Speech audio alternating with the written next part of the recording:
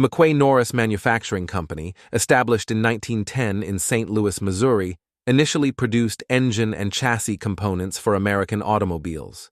In a unique marketing approach, the company built 6 streamlined automobiles, known as McQuay-Norris Streamliners, to promote their products.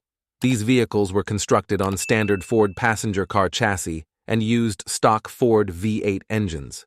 The Streamliners were designed to resemble a teardrop, claimed to be the most effective shape for reducing wind resistance. They were equipped with a variety of instruments to test motor performance on the road. The cars had seats for the driver and a passenger, with the driver sitting exactly where they would in a 1932 or 1934 Ford. The bodies were made of sheet steel, with aluminum skin on the doors, and wood was used for the body framing. The Hill Auto Body Metal Company in Cincinnati, Ohio, built the bodies under the guidance of McQuay-Norris chief engineer Arden and John Hill.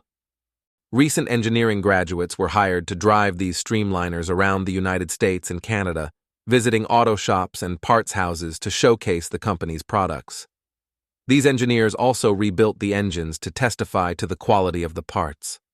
The cars were easy to drive, but had some peculiarities, such as the need for good shocks due to the donut tires. The streamliners were used from 1934 to 1940 and were subsequently sold by McQuay-Norris.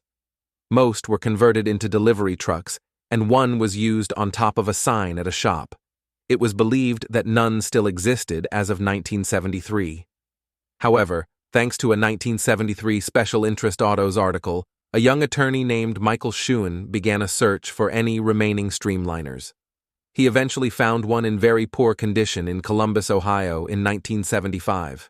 Schoen enlisted the help of Elwood Pullen, an expert in woodworking and plexiglass, to restore the streamliner. Pullen removed the body from the Ford chassis and carefully took out the wooden structural members to make new ones. He also replaced all the broken plexiglass. Unfortunately, Pullen passed away before completing the restoration. Schoen took possession of the car in 1982 and had the restoration completed, albeit without 3 missing instruments, to make the car as originally correct as possible. The car, known as Engineering Depth Test Car No. 9, was eventually sold to Hyman Lalonitide, an antique and collector car dealer. It was then acquired by the Lane Motor Museum in Nashville, Tennessee. The McQuay-Norris Streamliner is drivable and gets driven, providing a unique driving experience. Despite some challenges, such as weak brakes and handling like a 1934 Ford, it attracts attention and causes quite a stir when driven in traffic. The Streamliner's history and unique design have left a lasting trace in automotive history.